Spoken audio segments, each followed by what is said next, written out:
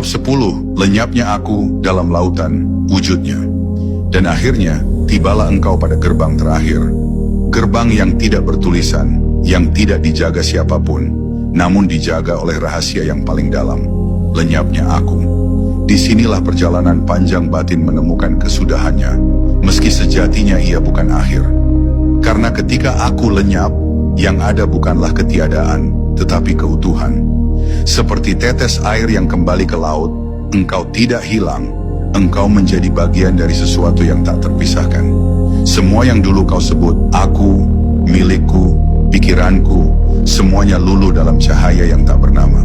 Di titik ini, tidak ada lagi batas antara penyembah dan yang disembah, karena yang tersisa hanyalah penyaksian murni, kesadaran yang menyadari dirinya sebagai bagian dari kehendak ilahi yang tunggal. Segalanya menjadi hening, tapi bukan hening yang kosong. Ia adalah keheningan yang hidup, yang berdenyut dengan kasih, yang menembus segala ruang dan waktu.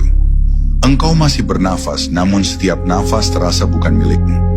Engkau masih berbicara, tapi setiap kata keluar seolah bukan dari dirimu. Engkau hidup, namun tidak lagi memiliki hidupmu sendiri. Dan justru disitulah engkau merasakan kebebasan yang sejati. Bebas dari beban menjadi seseorang, bebas dari harus menjadi apapun, karena engkau telah kembali menjadi apa adanya, cerminan dari yang ada. Tidak ada lagi aku yang mencari Tuhan, karena yang mencari dan yang dicari ternyata adalah satu dan sama. Dunia yang dulu tampak padat kini seperti bayangan di permukaan air. Segalanya hadir dan lenyap, datang dan pergi, tanpa meninggalkan jejak di kedalaman dirimu. Engkau tidak lagi terikat oleh hasil, oleh pengakuan, oleh rasa benar atau salah. Semua itu kini tampak seperti permainan anak-anak yang indah, namun tak perlu diseriusi.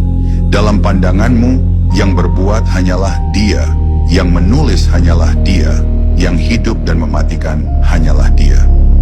Bahkan ketika engkau menunduk dalam doa, engkau tahu bahwa bukan engkau yang sedang berdoa, tapi Dia yang sedang memuji dirinya melalui dirimu. Inilah puncak dari rahasia tauhid. Ketika yang menyebut, yang disebut, dan penyebutan itu sendiri adalah satu. Dan di dalam kesadaran itu, cinta mencapai bentuknya yang paling murni. Tidak ada lagi alasan untuk mencinta, karena tidak ada lagi dua yang terpisah. Engkau mencinta bukan karena keindahan yang engkau lihat, tapi karena engkau melihat bahwa segalanya adalah Dia yang sedang menampakkan kasih-Nya.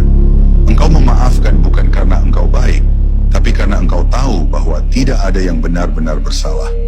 Segala sesuatu hanyalah peran dalam sandiwara ilahi yang disusun dengan kebijaksanaan yang tak terukur. Maka engkau pun hidup dengan damai, tidak lagi menuntut dunia untuk berubah, karena engkau telah berubah menjadi kedamaian itu sendiri. Akhirnya engkau akan duduk dalam diam, tidak karena lelah, tapi karena telah sampai.